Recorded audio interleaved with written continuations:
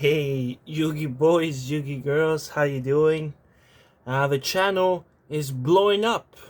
We went all the way from 12 subscribers to 22 subscribers. We've almost doubled in numbers.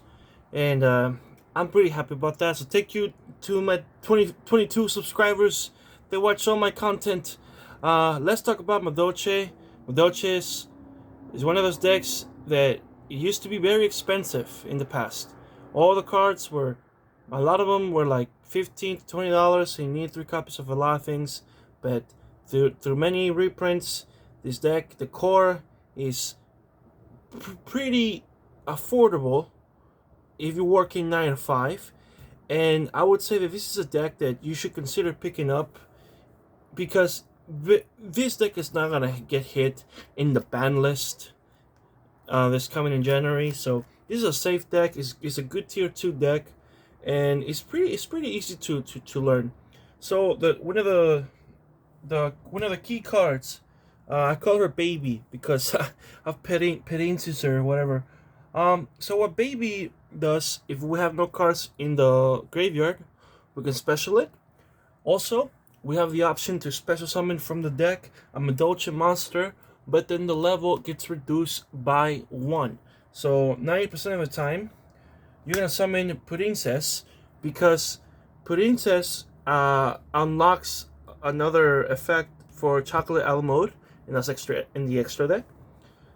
We just run one. That's been the standard for Madolches.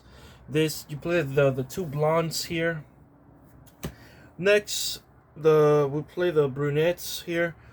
This other baby, Angeli. So Angeli has an effect like Lone Fire Blossom. Tribute herself to special Madolche, and that Madolche can now be destroyed by battle to the next turn. They used to be very expensive, and these secrets are very pretty. I think at the moment they might be under $5 each. They might be a little less than that. So this is a good deck, man. You should consider picking this up. So 3 Angeli. Next, or Stratos. Mangeline. Mangeline used to also be like 25 like each. And I think this have been reprinted, I think just once. But definitely, if you're gonna play this deck, if you ever wanted to build this deck, the time is now, ladies and gentlemen. All the cards got reprinted, and they're in better rarities. So nothing much to say. It's a Stratos. It searches. Then 2 Hood Cake. 2 Hood Cake. So you don't really want to draw them, but you do need like the second one for the grind game. But drawing him is not that bad. But 2 Hood Cake and 2 Gelato. Again, this is the standard for Madolches. And usually this is where Madolches end in every other deck profile. But I am playing an extra Madolche, and that's the Madolche Cat. So this deck doesn't have that many ways to play through hand traps, unless you have just extenders. So what Mewfield does is that if you normal summon it, you bait like a Veiler or Imperm, and then you just summon especially your baby anyways, and then you do the whole combo. Because if this gets negated, it sucks, you know? It's the same idea as if you would have summoned Mangeline, attempt to do her effect, and it gets Ash, Veiler, Imperm, and then you summon this and do the combo anyways. So that's why I wanted to play the cat. Also, it reminds me of my cat, and it's like a charm of good luck. But if you don't want to play that, if you don't have a heart, then I guess you can just cut him out. Now, this used to be expensive. I believe they're not like, they're like $2, I think now. Herald of the Orange Light or Primary Hand Trap. This deck can shuffle back all the cards. As some people might know, we can loop the hand traps, so we really want to play this one. These are the best ones, not once per turn. Triple Ash, because it's the most versatile hand trap, and I mean there's nothing much to say about that. And then I'm playing Triple Veiler. They're all different rarities, I think.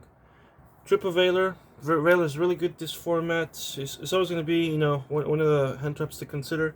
And then for my last one, Infinite Impermanence. So you could choose not to play Impermanence, but Impermanence is like really good going first or second. And I was thinking about should I, because I used to have some strikes instead of this, but I really think that Impermanence, it's just I feel more confident playing the deck this way. So those are my hand traps. If this, definitely play the Orange Light and the Veilers, the Ash and the Imperm. Maybe you could play like Didi Crow or Ghost Ogre or maybe Skullmeister, because those hand traps are not once per turn. And when we loop them with Chateau and Teacher, we can use the hand traps over and over and over and over again, and we can't really do that with Ash. We can only use it once. Now the triple Madolche Salon is the double normal summon, and if a card gets added to the hand or shuffled into the deck, we can set a spell or trap. I am on the opinion that you should play 2 Chateau. Oh, so some people, why you play 2 Chateau? It's just through testing, man, and playing the deck. I've just noticed that playing double Chateau, sometimes your stuff gets negated, and having the second one is fine. Madolche Ticket, this is standard, just one. It's once per turn, anyways. If there's a fairy on the field and card gets shuffled, you can special summon a Madolche or add it to your hand. So what's really cool is that when you have like this 3, and maybe and you activate a shuffle effect, you can choose like the how the chain resolves. Unless I think, is this one mandatory? This one might be mandatory, but from what I've understand is that you can make the chains however you want to chain block. And then I do think, now this is a personal preference, you don't have to play this. I think this deck needs a draw card, and the one that I'm choosing is Extravagance. Extravagance also, I think they're getting reprinted again, so they might be like 10-15 bucks. Definitely consider playing Extravagance. Extravagance. Prosperity, look, Prosperity is great. Prosperity is like $100 or more, or a little less. So, and these ones, I mean, they do just fine. You want to play Prosperity? Yeah, go ahead, play Prosperity. But I'm trying to play it with what I have, and I think that Madolche with Extravagance is fine. One card with the Grave, just because generically is a good card. Last 2 cards, Promenade or Promenada, whatever, and Gravedigger's Trap Hole, because I'm playing Rafflesia to play around Nibiru. And while talking about Nibiru, so some people say that this deck struggles with Nibiru. Nibiru just kills this deck, but it really, that happens if you do like that with giant combo where like you plus like 7.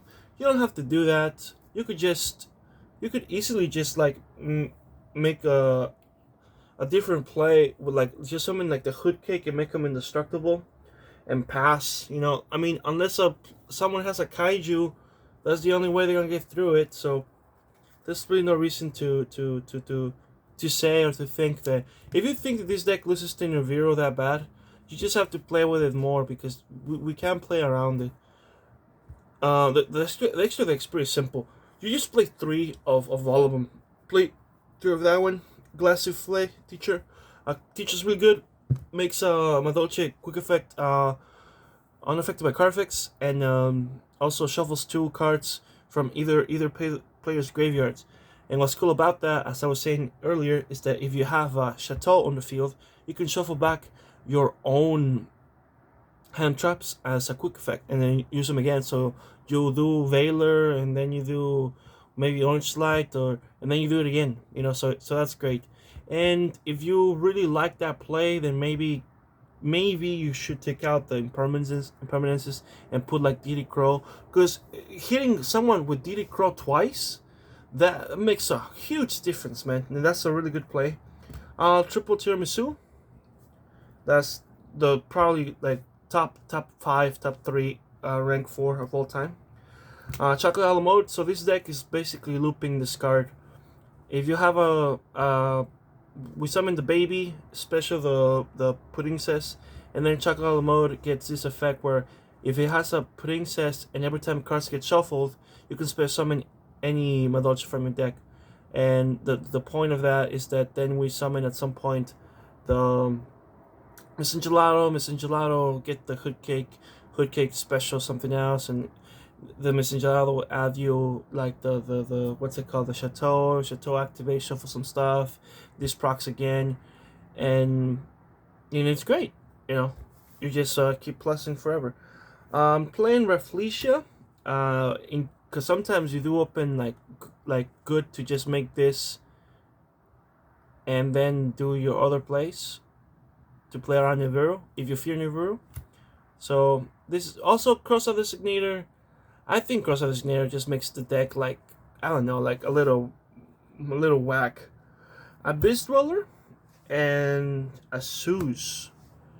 And if you don't want to play Extravagance and you want to play like 3 different hand traps, or maybe you want to play like some going second cards, you want to main deck some like Lightning Storms or something like that, then you can you could just play one of these, probably like 2 of these, two, and just add more options like cards like Levier or cards like Tornado Dragon or maybe some other Xyz. But if you play Extravagance, then it makes this deck is really easy, man. It's not hard at all. And let's go to the side real quick. The side I have here, Dimensional Barrier. This is for the meta. You're playing against a fucking Synchro deck called Synchro.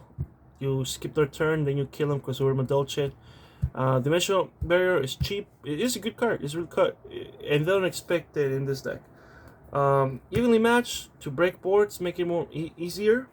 In the same vein, we have a Dark Rune no more. Then we make or what's it called, I forgot the rank 4 name. I got Tiramisu. We make Tiramisu and then we shuffle 2 things, and it's good at breaking boards. As I was saying earlier, so we have Diddy Crow, because I think I like Diddy Crow. Doing Diddy Crow 2 times on someone with that shuffle play, that is really good against a lot of decks. And the last cards we have here, a Pankratops, because this is a going second option, and 2 Drolls and Lockbirds, because some decks this card's good against some decks, but I'm a little iffy on these last 3 cards. If you wanna play something else, then go ahead. But I'm pretty confident with the other cards. And guys, I mean, that's pretty much it for this profile. I like this deck. I've always wanted to play this deck. I mean, I've played it for a while. I built it for my girlfriend, and she plays this, and she likes it. She likes all the cute cards. This is a very old deck, man. This is a classic Yu-Gi-Oh deck, and to this day, because of this card, it's a one engine card. It's like a tier 2 deck, but it's safe. It has H very well, and you can play going first, going second, and I think there's a lot of like smart smart players know like this a lot of cool intricacies with this deck.